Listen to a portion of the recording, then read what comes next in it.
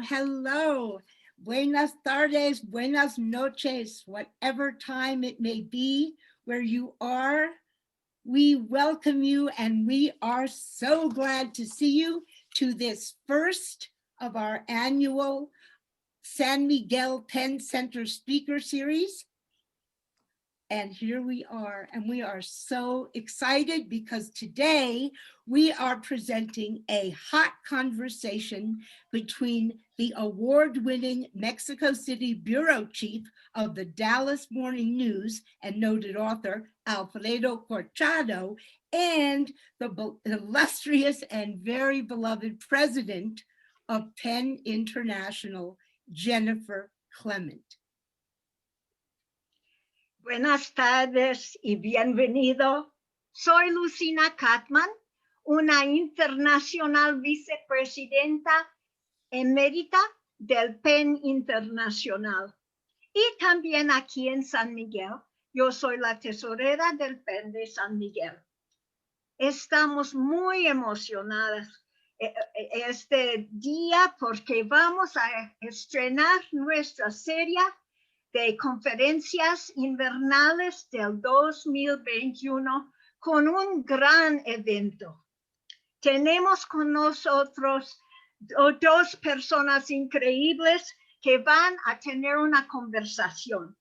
Hoy presentaremos el premiado jefe de la Ciudad de México de Dallas Morning News, Alfredo Corchado, con nuestra muy querida presidenta internacional del PEN, Jennifer Clement.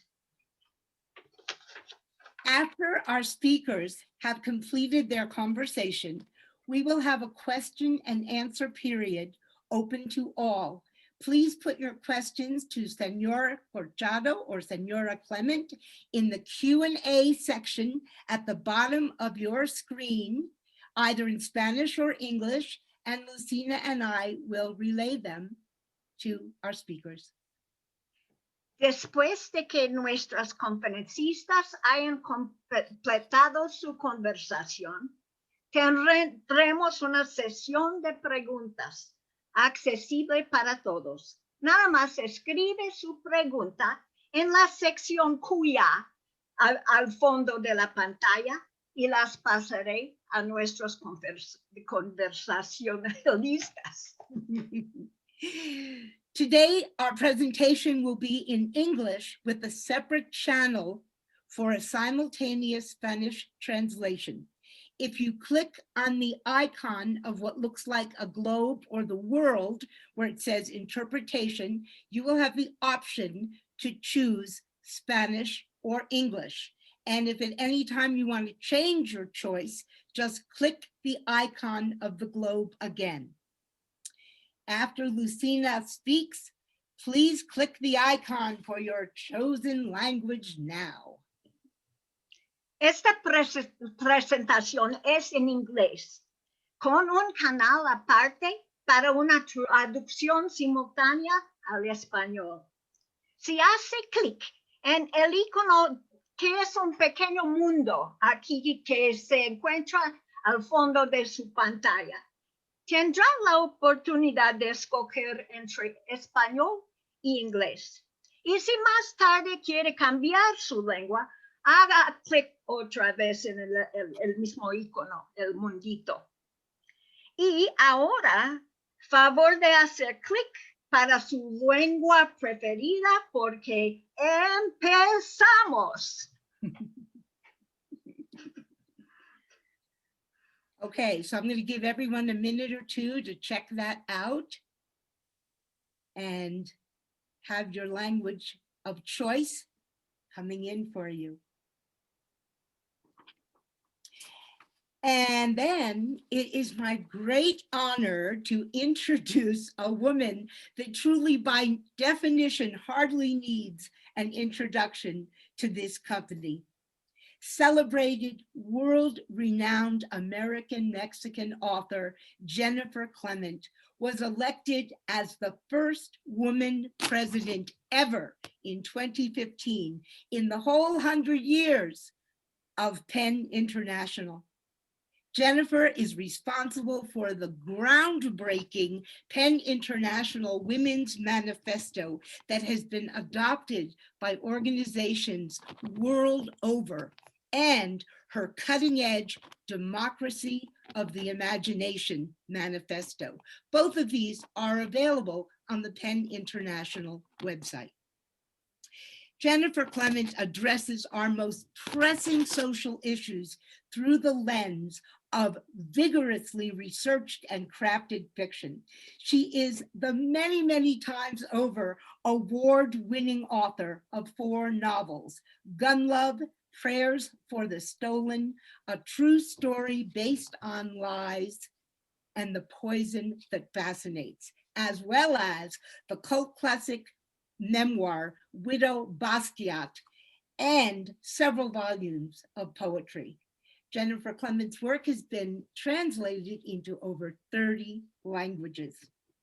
She has spoken out very, very vigorously on the safety of journalists in our country of Mexico. And Jennifer has been a potent force in making the dire situation of journalists here a global issue. Jennifer is a visionary and courageous champion of freedom of expression and imagination and global justice, who perfectly exemplifies our Penn superpower, changing the world through magnificent, compelling writing and trailblazing leadership. Welcome, Jennifer. Thank you, Judith, for such a beautiful introduction. It's really an honor to be here. Thank you so much for inviting me. It's a true honor to be with Alfredo. And I'm very happy that this event is a commemoration of all the journalists who have been killed in Mexico. And that's very special. So thank you. Hey, Alfredo, it's nice to see you. Hola, Jennifer. Hola. Buenas tardes a todos, por cierto. Since 1993, Alfredo Corchado has covered stories about the border and drug trafficking with great insight. He is the recipient of several awards, including the prestigious Maria Moores Cabot Prize from Columbia University and the Elia Parrish Lovejoy Journalism Award from Colby College. He is also a Nieman Fellow at Harvard University and is the author of the nonfiction books Midnight in Mexico and Homelands, which have been highly praised. Corchado is read and admired by his peers, maybe even more than the general readership realizes. Policemen say of the most respected among their ranks that he or she is a cop's cop. Poets echo this sentiment when they say a poet is a poet's poet. Alfredo Corchado is, without a doubt, a reporter's reporter. When I read Alfredo's work, I'm always conscious of his deep love for Mexico and what the blaze of this love means. It places his work in that borderland between celebration and requiem. Please welcome Alfredo Corchado. Thank you so much, Jennifer. It's quite an honor. It's a lovely, lovely introduction. When I got the invitation from Penn to, I thought it was to go to San Miguel. I immediately jumped because although I'm the correspondent in Mexico City, I have not been back in Mexico since last March because of COVID. So even just hearing you talk, knowing that you're in Guanajuato, me llega al corazón.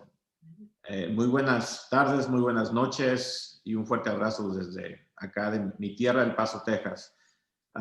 Thank you, Penn and San Miguel de Allende Penn, for the invitation. It's quite an honor to be with you tonight. And I'm so, maybe honor is not the word, I'm saddened that also that this conversation with Jennifer is in memoriam of so many colleagues in Mexico who have paid the ultimate price. Last year, 5 journalists were gunned down in Mexico, making Mexico among the deadliest in the world for reporters, right up there with Afghanistan. And as someone who has covered Latin America, particularly Mexico, for so many years, I've seen firsthand how societies fall apart. And let me tell you, it doesn't take much for the institutions and the values that you believe are solid to begin to crack and crumble. It happens suddenly before anyone really realizes. I've seen leaders manipulate and magnify divisions, question results, cry vote fraud, question the electoral system, manipulate the public through the media at the behest of the government, and lies somehow become truth. Truth becomes lies, and the media is weaponized. Reporters are usually the suspect, and I'm not speaking about what I've seen in the United States last year and throughout the last 4 years. I'm really talking about what I've seen throughout Latin America. The game plan is very simple. You attack the press, you imprison journalists, and when that's not enough, you kill journalists. In Mexico, journalists are threatened and killed by both drug cartels, corrupt government officials, sometimes working together. Until 2 weeks ago, the leader of the free world referred to us as enemies of the press, enemies of the people, fake news. And in the end, the institutions held up and journalists did their job. They held the powerful accountable. More than ever, to my colleagues in Mexico, I just want to say something. We stand with you in solidarity. Jennifer, I talked about how do we want to do this talk, and I mentioned that sometimes when you do these long Zoom conversations, and it's 10th month in quarantine and in the pandemic, so I've learned that sometimes it's better to just have a conversation. I thought I'd maybe set up my current work, Homelands, and then talk about the Biden administration and what it means for people along the U.S.-Mexico border, and more importantly for people on both sides of the border. As a journalist and as a person, I've learned one thing throughout my life and throughout my career. I am not complete unless I'm telling stories with a foot in each country. Even though who I am and what I represent, the native and the outsider, is often met with as much rejection in Mexico as it is in the United States. I have spent years trying to shake the feeling that I am hopelessly Mexican in Mexico and American in the United States. Never fully Mexican, never fully American, often feeling less than one, sometimes more than two, depending on where you are at the moment. And I must tell you that if I'm in San Miguel or in El Paso, I definitely feel like two. A few years ago, my first book was called Midnight in Mexico, and it was really the story about a young man or a young boy who leaves his country and then returns to Mexico to try to discover what he left behind. When the opportunity came to write a second book, I thought I would try to write a book about the Mexico in the United States. And the idea came from, it's called Homelands, 4 Friends, 2 Countries, and the Fate of the Great Mexican-American Migration. Many years ago, when I got my first opportunity to really my first real job opportunity, an editor from the Wall Street Journal came knocking on my door, asking me if I was ready to hit the big times. I was living in El Paso, loved covering the border. There was a sense of a revolution taking place in northern Chihuahua. The PAN was about to take the PRI out of its throne, And I felt like I didn't want to go anywhere else, that I wanted to cover the border. I wanted to feel that this was the place that to maybe educate societies on both sides of the border.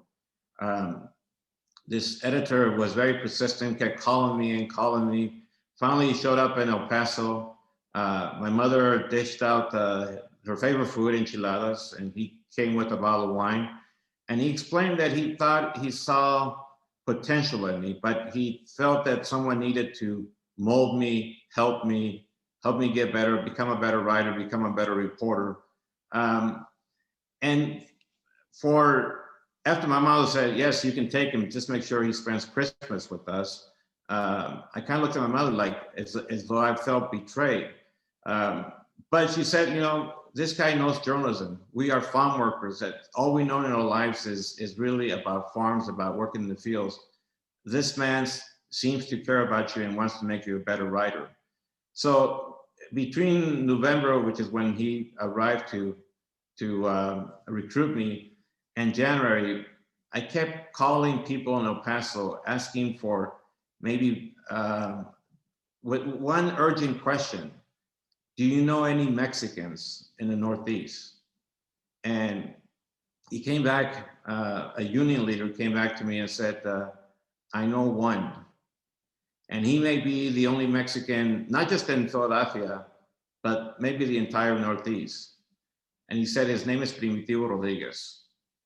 Primitivo from Michoacan was living in Philadelphia, leading a workers movement. This was a time of amnesty, and he wanted to somehow bring the workers from the United States and workers from Mexico together. I kept calling and calling, and finally he answered one day. I'm in Philadelphia. I've never been so cold in my life. And I said, Primitivo, I'm Alfredo, blah, blah, blah. We started meeting, having Indian food every Saturday. And one weekend, I thought, we can't do Indian food anymore. We have to have something more Mexican. I mean, we were all very homesick. So on this day, Primitivo tells me, there is a restaurant that just opened. It's called Tequilas. And it's not far from where we are. Why don't we give it a chance? And I thought to myself, you know, it's probably a place that's owned by some big American chain, and they've learned the art of marketing. So on that night, Primitivo and I walked into this restaurant in Philadelphia. And I'd like to just read you just a quick few lines about that. I mean, that night we met two other people, one from New Mexico and another person from Guadalajara, who was the owner of Tequilas. That night, David Suro spoke of his passion for food and how he sought to seduce Americans in Mexican culinary culture and spirits. Soft power, he said, a term that I would later learn. Ken Trujillo of New Mexico talked about judicial justice, a vision for a more equal and inclusive country. And Primo only hinted at what he was up to, secretly connecting workers on both sides of the border and devising efforts to empower Mexicans in the United States. I told him I just wanted to go home, to find a way back to the border or to the Mexico of my childhood, hopefully as a foreign correspondent for a big US newspaper, an illusion that felt more like a pipe dream at the moment.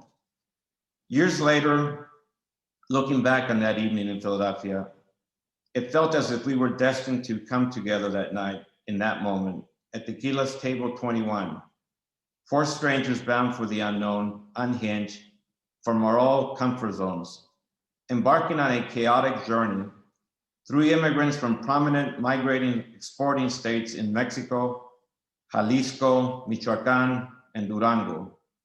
Ken, the New Mexican, an unwitting ambassador of mainstream America, still searching for his Mexican roots along the way. Our friendship will withstand the passage of time, some better than others. That night, we began a conversation that has lasted more than 30 years. turning on a fundamental and deeply personal question. How exactly? How do we fit in? What does it mean to be American and become part of its diverse mainstream? Integrate into its colorful tapestry, its noble ideals and timeless democratic principles. Whenever we thought we had figured it out, somehow the entire concept would escape us again.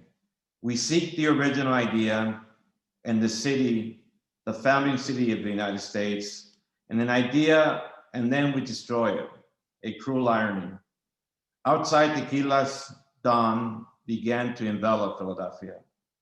Workers headed home, while others were about to begin as the city slept. Trucks plowed piles of snow, clearing Locust Street between Broad and Rittenhouse Square, exposing all that was left of a wintry darkness, for strangers searching for the shadow at dawn. Today, I think it's fair to say that it's not just Mexicans and immigrants asking that question, but Americans in general. What happened to my country? And do I still belong in this country? How do I belong? How do I fit in? Or do we just simply make a run for the border and somehow find ourselves in San Miguel de Allende? I'd like to maybe turn it over to Jennifer and start a conversation between the two of us, make it more lively. Thank you, Alfredo, for that reading and those words. I guess, we were both invited to be a part of this series before Biden had won the election. So now we have a lot of things to talk about that we didn't know for sure we would have to talk about, and are very happy that we can. I have to say that your last piece in the Dallas Morning News, which you wrote right after President Biden was inaugurated, and you interviewed several people about his declaration about the wall. And I was very moved by one of the people that you quoted, because you talk about this no man's land of that Trump wall that has broken properties in half, where there are historical cemeteries on the other side, or churches. And one woman who said, Trump managed to do what even Santa Ana did not manage to do, which was to make the Mexican border between Mexico and Texas above the Rio Grande. And I thought it was just such an amazing idea that happened with Trump's wall. So I really enjoyed that piece, and I recommend that everybody read it. It's a fascinating piece. So let's jump in. What does President Biden's presidency mean for Mexico, and what do you think it means for our most complex border? I think speaking as a border resident, I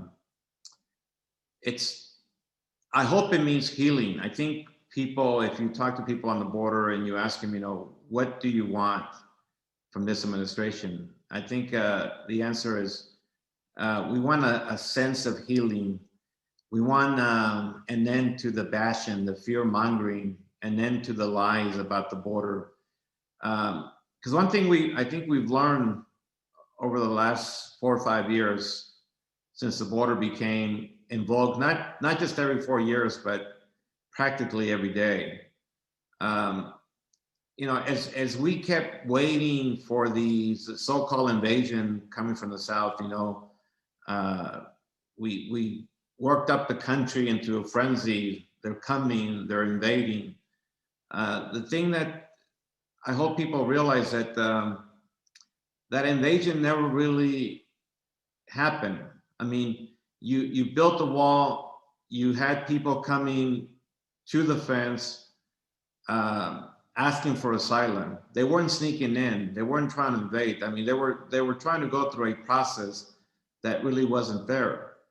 But what happened, I think, in that time is we saw the growth of white supremacists because of that fear mongering, because of those lies. And a city like El Paso knows this in the most deadly ways. August 3rd, 2019, we had a person who described himself as a white nationalist drive from North Texas to El Paso. This is 10 hours, about 700 miles overnight with one intention. And that was, in his words, to stop the invasion, to stop the Hispanic invasion of Texas, and to proclaim his support for a wall. He felt that the wall was the way to do this. And he walked in to a Walmart at about 11:30 in the morning after walking several times, coming in and out. And he just started killing people. He started shooting people, injuring dozens, and then eventually killing 23. That was probably the saddest day of my life. I mean, I covered the drug war in Mexico. I've seen the pain in Mexico. But to be here on that day, August 3rd, and by the way, that was my father's birthday. We were trying to celebrate his birthday that morning, and celebrate his life as a farm worker, as a bracero who came to the United States and who believed in this country so much. And to look at him that day, and at first we were trying to sort of keep the news away from him. I mean, why ruin his birthday? But when it was all very clear, we realized that these words really have deadly consequences. That what we say, what we write can, in a very divisive time in this country,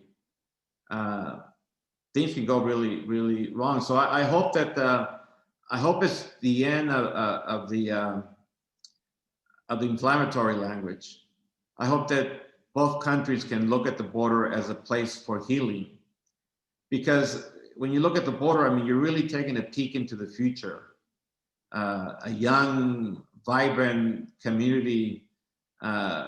Maybe we don't always get along, a city like El Paso, Ciudad Juarez, but we are bound by geography and by destiny. And we have no choice but to try to get along, to try to show tolerance and respect and humility with one another. And I hope the rest of the country can learn from this border, because the border is not just a geographical place, it's a mindset. It's not a no man's land that's run by hordes of criminals trying to invade. I mean, it's one of the most peaceful communities in the United States. I mean, on the US side, obviously Mexico has some problems, but on the US side, you find some of the safest communities, whether it's Brownsville, whether it's McAllen, El Paso, Laredo, San Diego, Nogales, and I hope people can really see that and not as a scary place. Yeah, I agree with that. Well, since you mentioned a gun, I do have to just say one thing, because it's a big subject for me. So much of the violence in Mexico and in Central America is really sustained by the illegal guns that come across the border. Sort of estimated at least 2,000 a day. And, the University of San Diego did a study where if guns didn't come into Mexico, 47% of US gun dealers would be out of business. So I kind of wonder why that hasn't been able to be a greater story, why there hasn't been sort of more emphasis on that.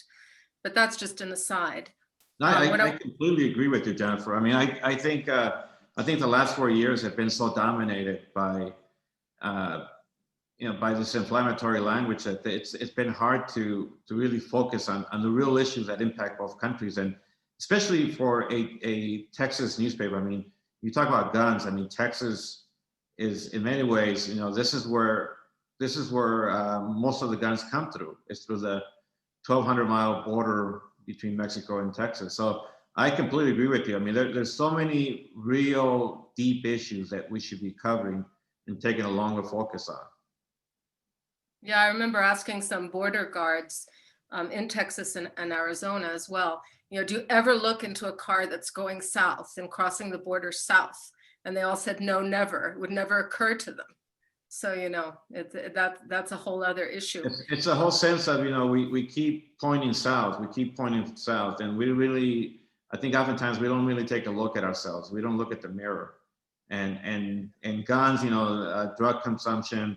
I mean, those are huge issues that as you know, I used to drive in throughout Mexico and see the tragedy that's taking place in the country. I mean, I've always felt that as Americans, we need to take a deeper look into our role in the insecurity of Mexico, but also the tragedy and the awful killings that continue to take place. Yeah, absolutely. So, well, let's get back to Biden and Mexico. Some people have felt that, and I've read several things on this, that there was a kind of a deal between Trump and López Obrador that the wall would get built and that President Trump and his administration would look the other way on any other agreements between Mexico and the United States, especially human rights agreements and things like this. So I don't know if this is exactly true, but it's something that sort of appeared that could have been true. So I wonder, how do you think that the relationship will be now with President Biden? I mean, I think there's some truth to that, you know, to what you just said.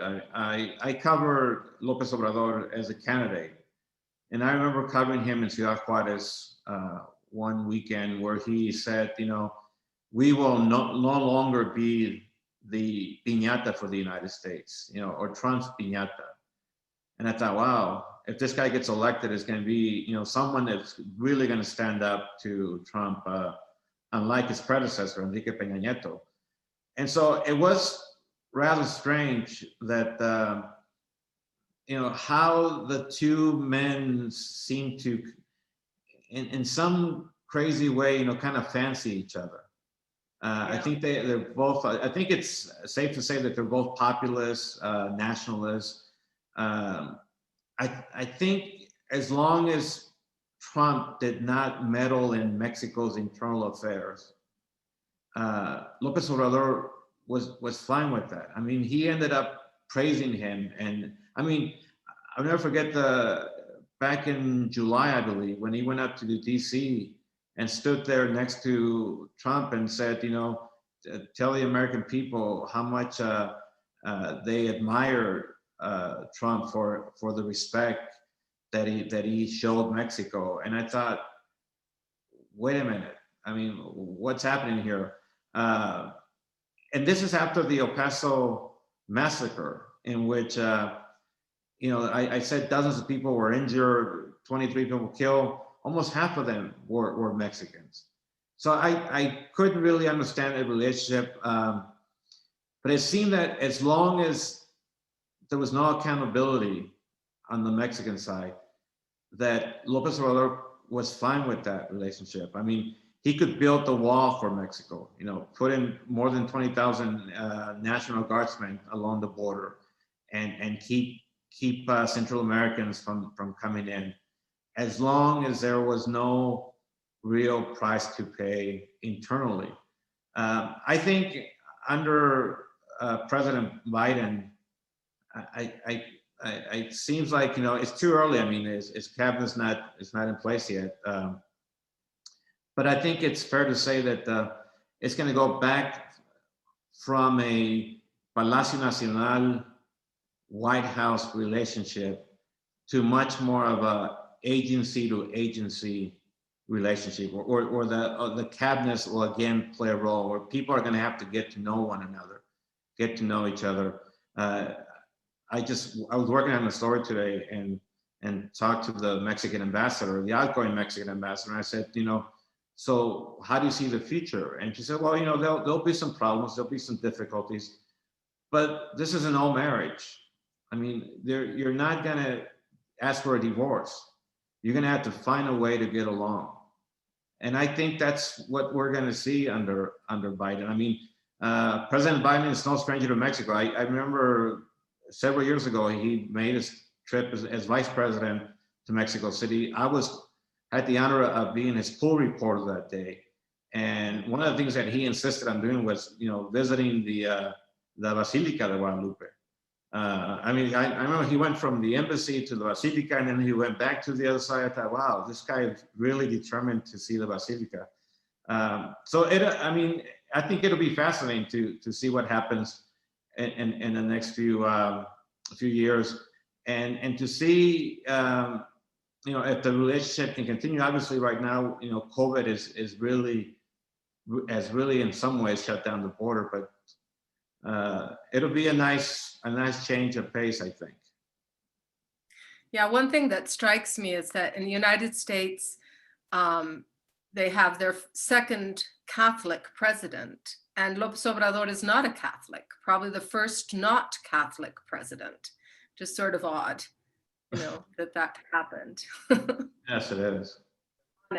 So tell us a little bit about the border and COVID and the shutdown of the border and how COVID is affecting the immigrants and what's going on there with the pandemic.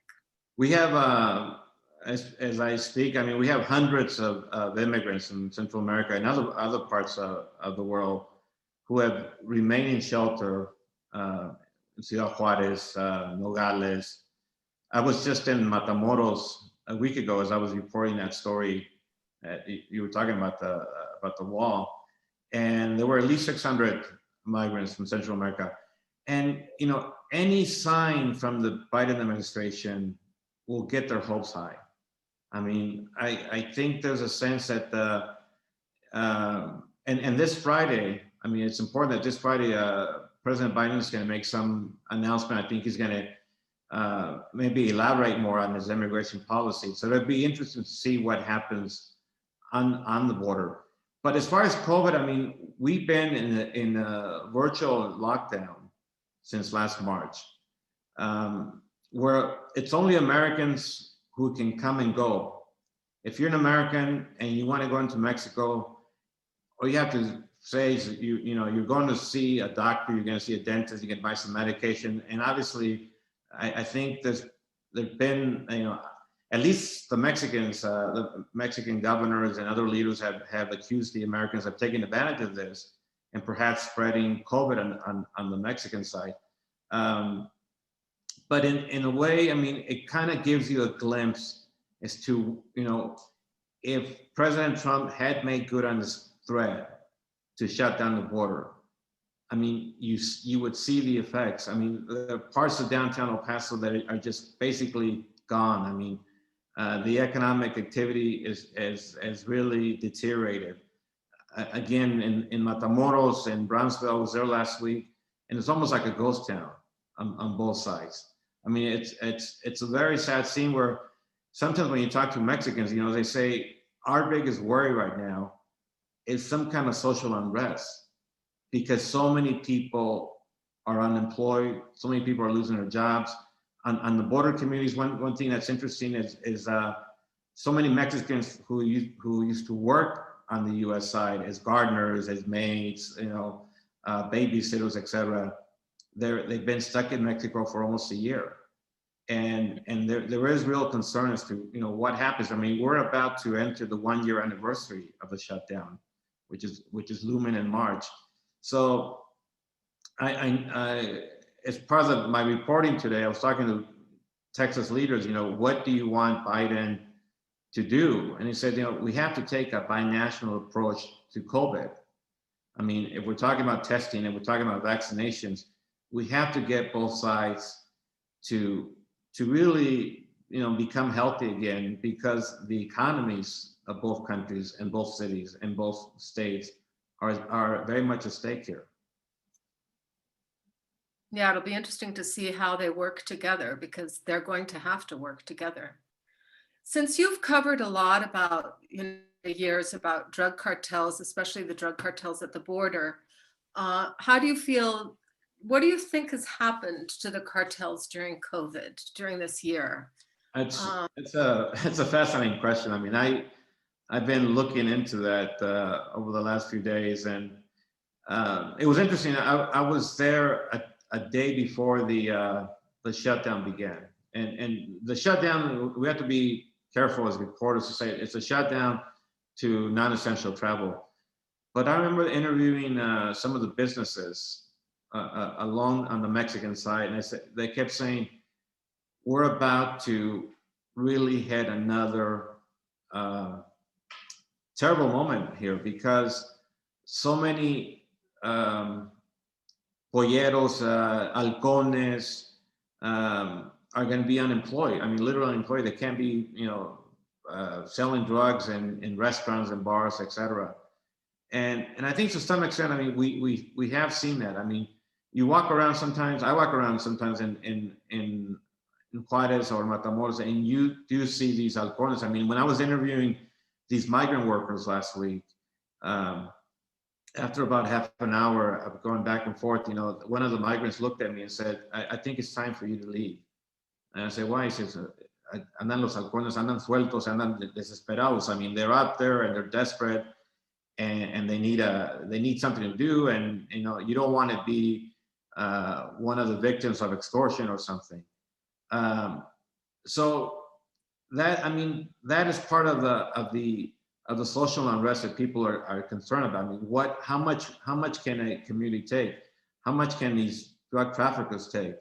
The same fight for power continues over drugs. I mean, the smuggling continues, but also over smuggling routes to the United States.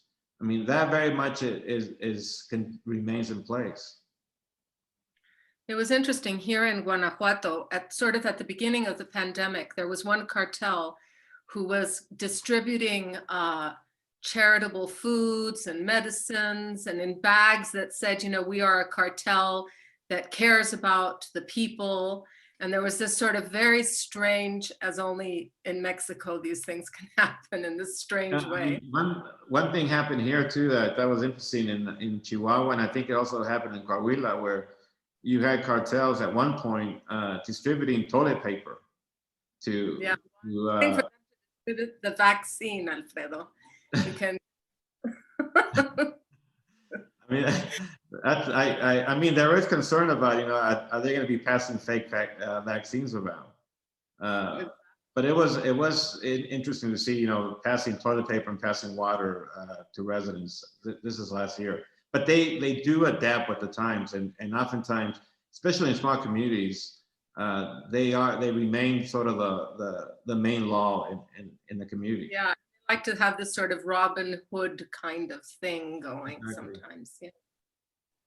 So just before we open for questions, since as of yesterday, President Lopez Obrador, now he himself has COVID. And so I wonder what you're thinking about the fact that they've said that they will not give the Mexican people any news on his health condition, that that's something private that nobody needs to know about. I think we've learned from our experience in the United States, that the more you try to keep things secret, it doesn't send the right signal to Mexicans. I mean, I'm concerned that if President Lopez Obrador, I mean, we all wish him the best. We all wish him to, hope that he rebounds. But I just hope he doesn't make the same. He doesn't do what President Trump did. He bounced back and he said, that was nothing. Let's all get back to work. Let's all get back to our lives, etc. I hope that doesn't happen in Mexico. I mean, I've been looking at the numbers lately, and hospitals are 89% capacity. More than 150,000 people have died. I mean, it can only go from bad to worse. And I hope he learns not to do what President Trump did. Yeah, I hope so too. Yeah.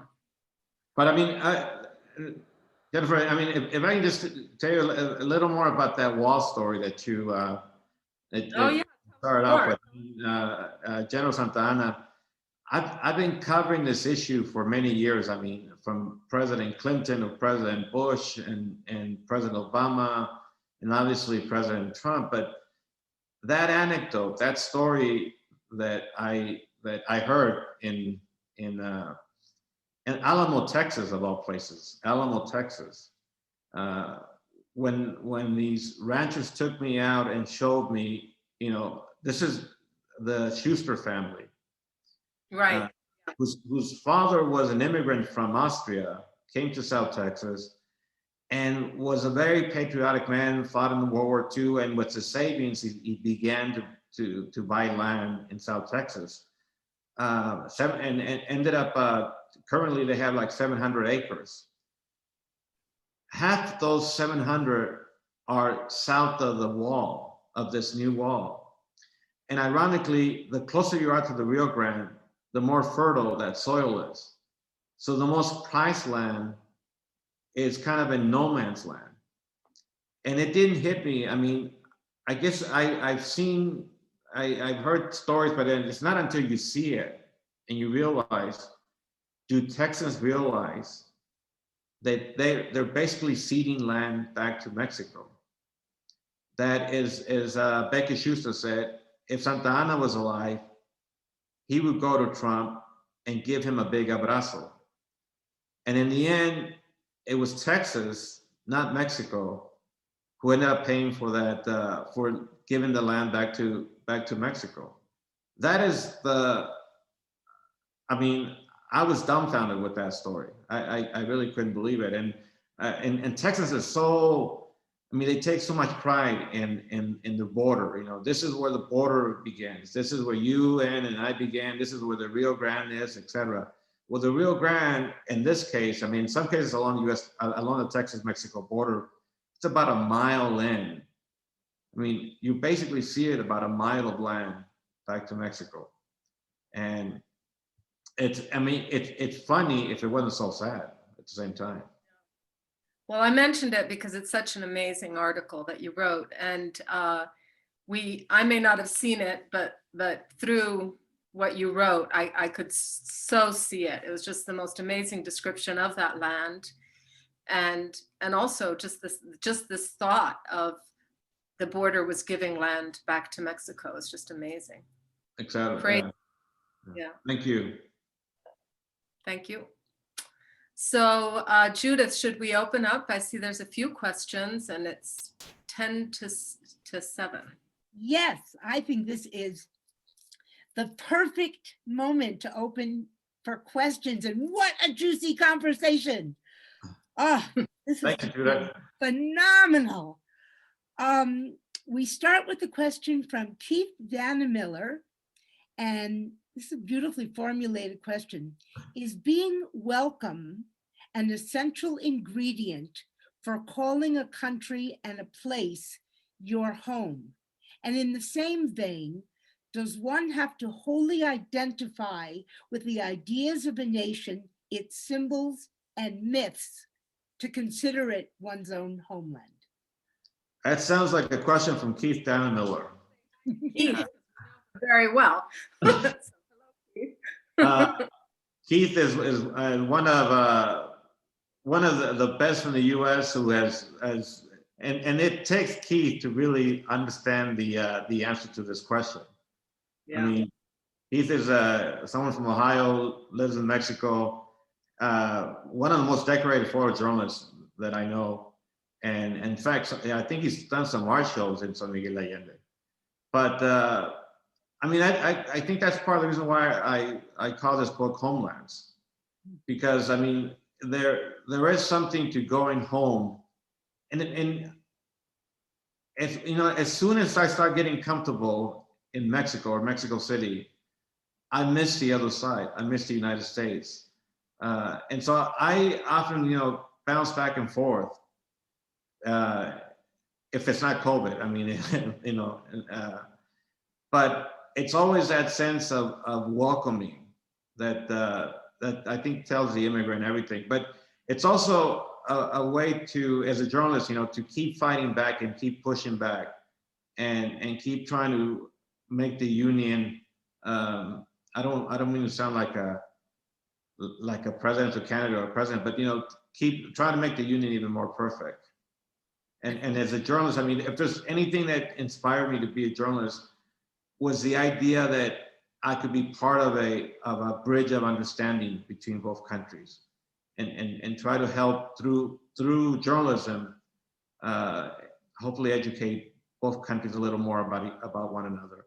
Obviously, during the last 4 or 5 years, I often felt like a broken bridge, but a bridge nonetheless.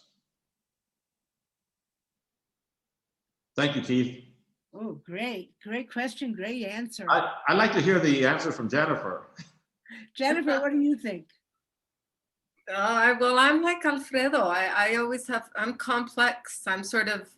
We're in many ways mirrors of each other. So I came to Mexico as a baby from American parents, with privilege, unlike your parents. But I would say that if I had to be a soldier in a war, I would be in the Mexican army. The only answer I can give. It's like if the United States and Mexico play soccer, who do you root for? I always root for the underdog. Go. That's the answer. I would definitely be rooting for Mexico. And obviously, because I have dual nationality, I could live in the United States, and so it never occurs to me to live in the United States. It doesn't feel like home. Mexico. That's why you want to live on the border. Because you're both. Because you're both. Because you don't have to choose one or the other. Yeah. But when San Miguel works her magic on you, oh my. She is home. I grew up in Mexico City. That's home for me. Not really San Miguel, but Mexico City. Yeah. And a very different Mexico City. I was able to see that sort of amazing end of that kind of 50s, 60s time. Yeah. Right. Extraño el DF. Ready for your next question? Yes. Yes? Okay. Kathy Senior says, Senor Corchado, I'm a journalist staying in San Miguel right now, so I'm paying closer attention than usual to the relationship between the United States and Mexico. I'm hoping things will improve under President Biden.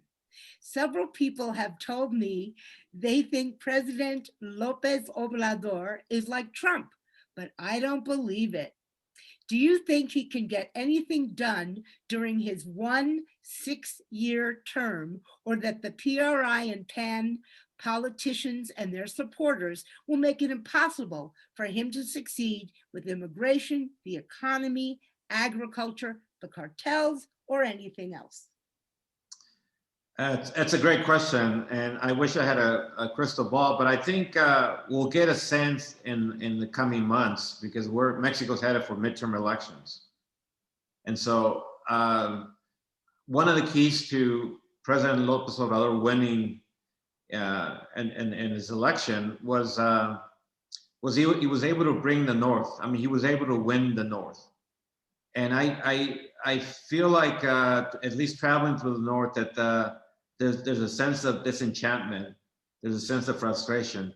So whether he gets something done in 6 years, I mean, you have to also say he's been dealt with the bad card. I mean, getting COVID, the pandemic hasn't helped Mexico's growth. So a lot is going to happen. A lot will depend on what happens this summer, and whether or not Mexico and the world can really overcome the pandemic.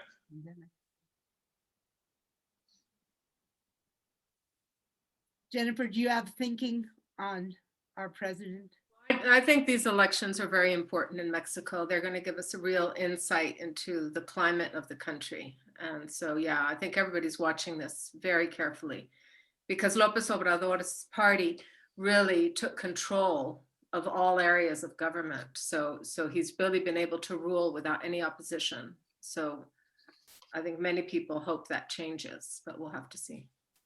And his popularity remains so remarkable. I mean, so strong that I'm hoping that as a journalist, I mean, I can be able to kind of go back to the North, go back to some of these states, Coahuila, Nuevo León, Tamaulipas, and kind of get a sense of, of what's happening on the ground. Yeah. Well, our next question is from Carol Romano, and she says, a second generation Sicilian on both sides of my family, something I learned about the mafia in Sicily and in New York, where I was born, is that these organizations, like the cartels, provide what the national governments do not and choose not to provide: food, income, justice, etc. And she says, I don't find this odd. I find it quite reasonable, sadly so, for the survival of the uneducated and the poor.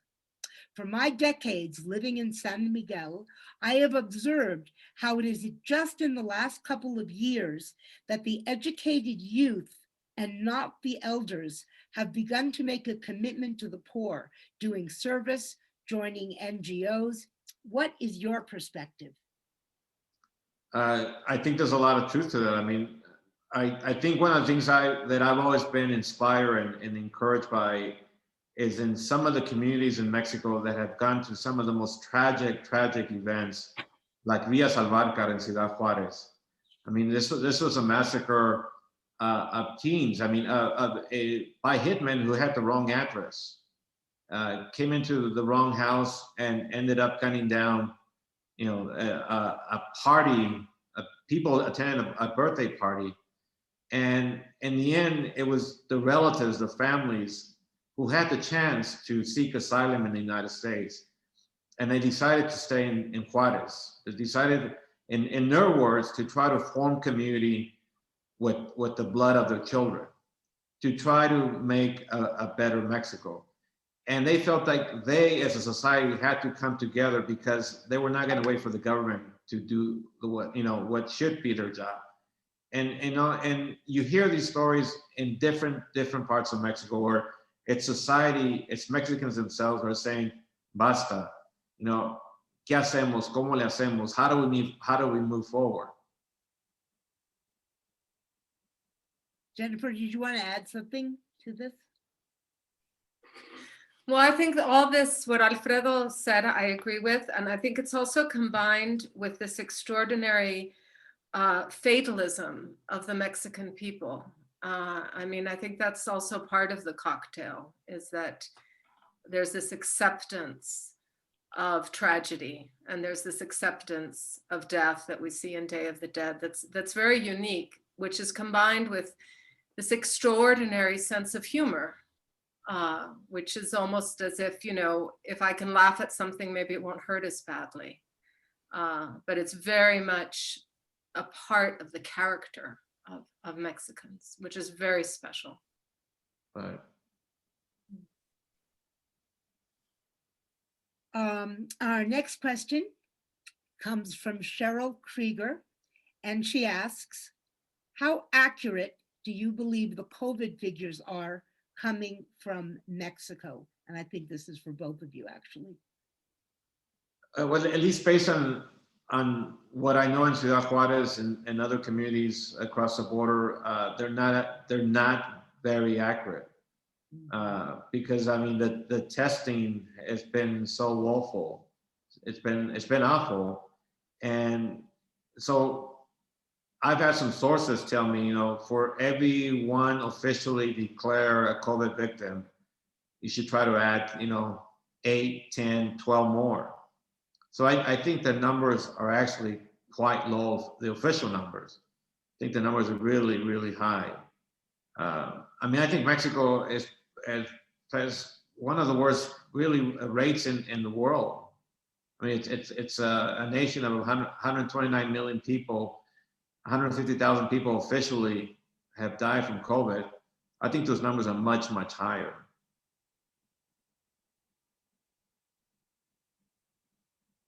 And a lot of the death certificates, I mean, they say cause of death, it's pulmonary reasons. And so that just, makes it much more suspicious. So hats off to my colleagues in Mexico City. Papers like the New York Times, Wall Street Journal, who did some really, really incredible work to raise a lot of questions. And I think that's part of the reason why there was such a pushback from the López Obrador administration, because I mean, it does it does raise a lot of questions. Yeah, I remember one of the big stories was the story, I think it was the New York Times, on the Central de Abastos, and how all the families. I got to stop you. That was the Washington Post, because it's a good friend of mine, she's a good colleague. Yeah, but that was the Washington Post. All the families that sold tomatoes were completely wiped out by the pandemic. And those were the stories right at the beginning. But yeah, I mean, I think it's very clear that, you know, we don't know. We don't have proper figures at all. Yeah. Well, we have 2 more questions, and I'd like to get to them both because then we'll have them all. And the next is Maria Perez, and she says, with the Biden administration now in power, do you think that the children detained at the border will reunite with their families? Will they be released? And she goes on to say, I also worry about the consequences of this unnecessary trauma they have experienced, and hope with all of us, I know, that they can get help.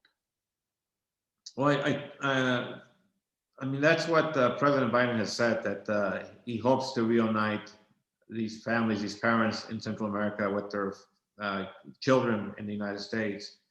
And that's to be seen, you know, how they do it, when they do it.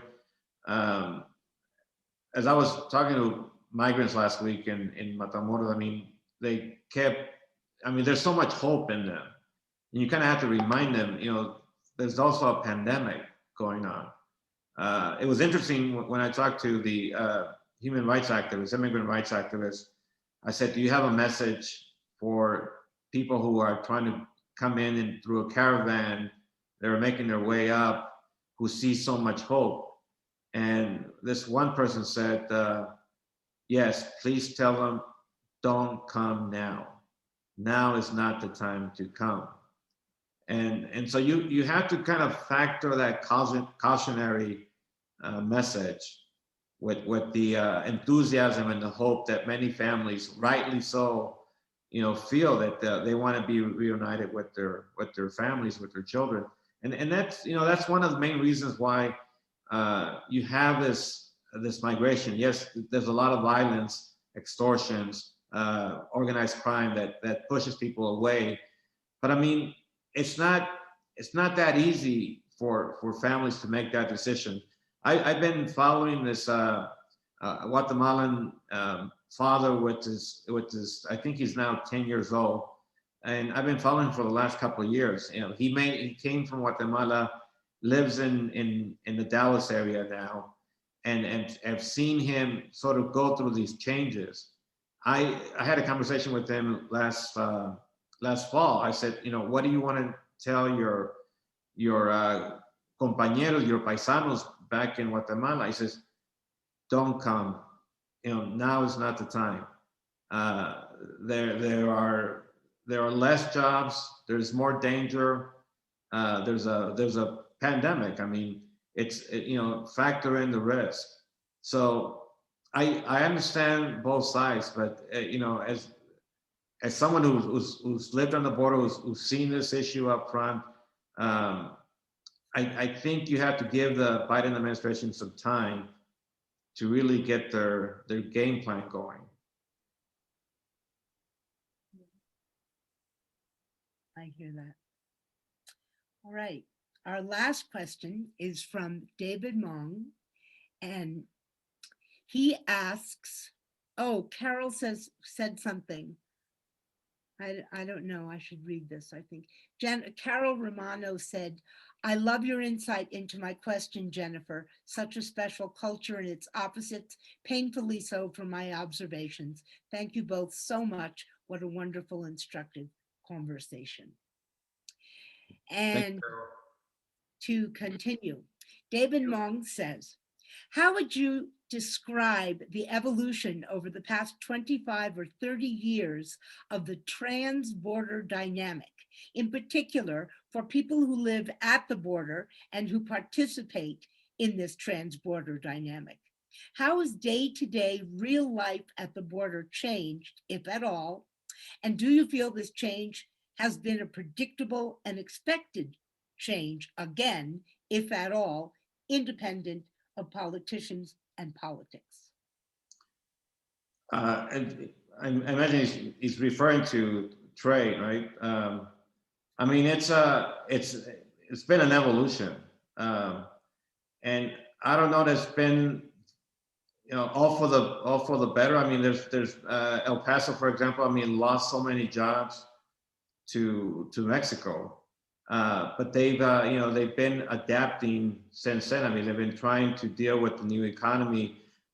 Just on a personal level, I mean, to see so much trade, to see so much, trucks back and forth on the highways, and not to be able to go to Mexico anymore. I mean, it used to be a practice that you would go to Juarez for the long Mexican lunches. I mean, everybody's in a hurry, everybody's in a rush.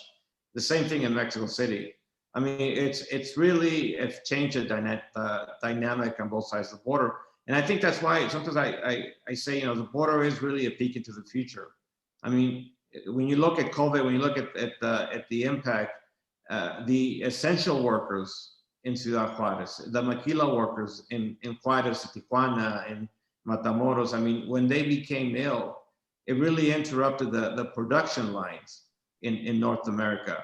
I mean, all of a sudden, production lines were stopped in Ohio, they were stopped in Michigan. I mean, you see just how interlinked we are. And as going back to what the ambassador says, it's a marriage, for better or for worse. Well, I think we're going to sum up now. Jennifer, did you want to say anything to close here? No, just that it's been very special and so wonderful, especially at this moment in the history of the United States and Mexico, such an important moment to be able to have had this conversation.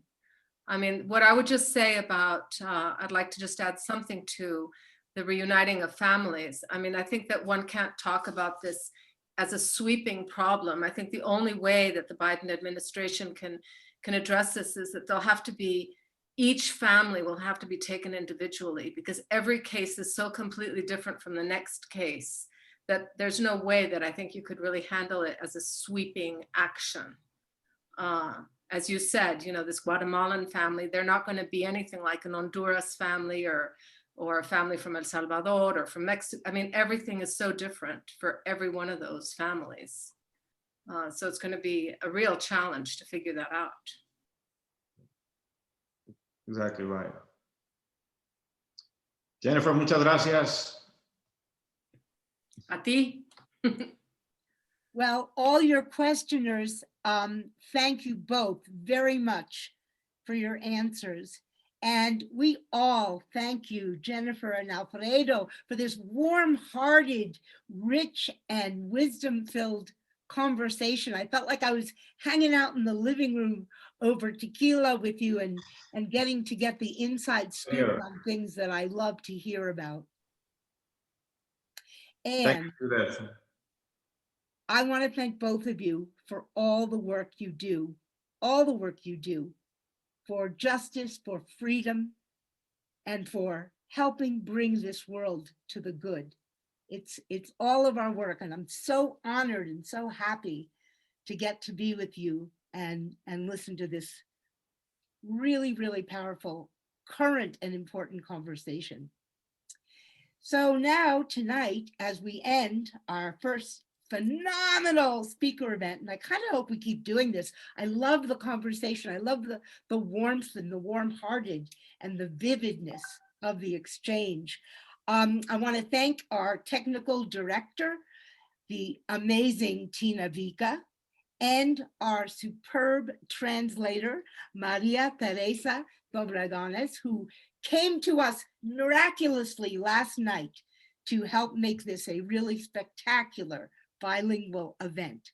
So please stay tuned for our further speaker events, and may you and your families and all your beloveds take good care, stay well, and I hope to be hugging everybody sometime soon. Thank you. Good night. Thank you So much. Buenas noches. Buenas noches.